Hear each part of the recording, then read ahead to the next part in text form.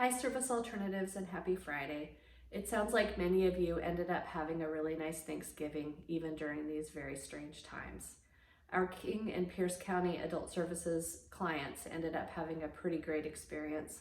They participated in a table decorating contest where each of them decorated their tables, pictures were taken, and there was some voting to determine what was the best table. Each client preferences and styles really came through in a lot of these pictures, and it was a fun way for them to celebrate.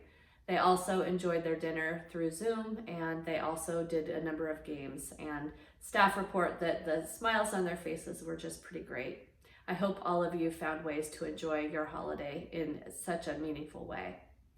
Now, as we're moving past Thanksgiving, for many people who celebrate Christmas, this brings about some really exciting times.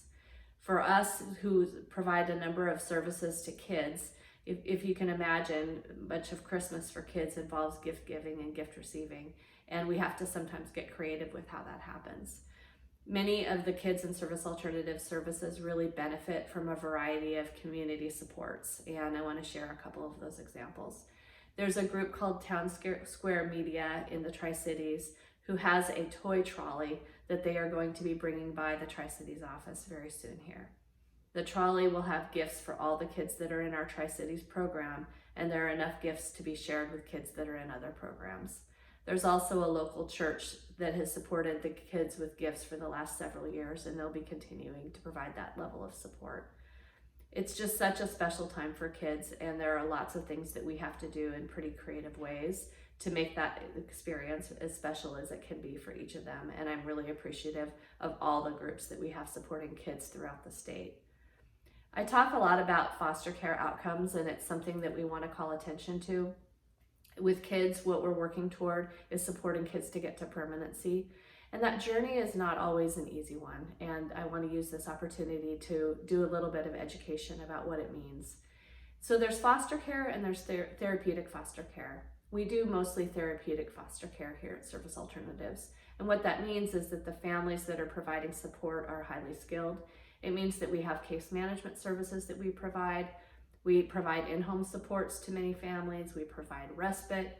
We provide positive behavior support, intervention, and plans. There are a number of things that we do. And when you think about the child behind the foster care program, you think about the fact that they actually are not able to live with their own family for a particular reason. The kids that are with us have exceptional behavioral, mental health, or emotional needs that require them to be placed with a program such as ours. But when the situation is complex, there are times that the family and the state might have a disagreement about whether their child should be placed with them or not. Child Protective Services sometimes makes decisions to remove kids from their own family homes and to place them with a program like ours. However, the family doesn't always agree. We have a recent situation with a young man who was placed with us and living with a foster family. The state and the family had a difference of opinion about whether the child should or should not be placed with them, and the situation went to court. The court got involved and determined that the child needed to be placed back with their family. And I raise this because what that means is that we have a lot of our own employees that are behind the scenes supporting the situation, and it can be really emotionally complex to support this. In this situation, we had a program manager and a case manager who were connected with the child and needing to figure out how to navigate supporting the child, supporting the foster family, sometimes supporting the biological family, working with the court requirements, working with the state social worker requirements. And I just want to call attention to the fact that these journeys are not easy. There's a whole lot that goes on behind the scenes that our employees are involved in supporting these situations to go well and to go smoothly and to support the kids to be successful. But it's emotionally taxing. It's sometimes very mentally taxing. And it was a great opportunity to share appreciation for all that goes into these situations. Sometimes being successful and leading to permanency, and sometimes leading to situations that are really complicated. So I just appreciate everything that goes into everything that all of our folks do to support our clients. It's not easy, or they probably wouldn't be placed with us. It's also an important reminder on a totally different front to stay strong with the protocols that we have in place. The CDC is expecting for cases to continue to spike as they have been.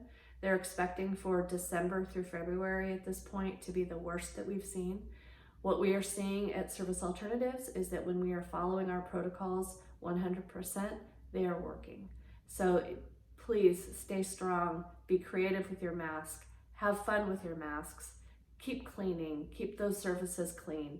Make sure that you are paying attention and reminding each other to do social distancing, to practice social distancing at home, to practice social distancing at work. And I'm just asking that you stay strong. Beyond that, stay kind, be kind. It is such a stressful time for everybody to be going through. And the more we can do to brighten each other's day, whether it's through a smile that you can see through the mask, you can see it in the eyes, it really makes a difference. Thanks, SA.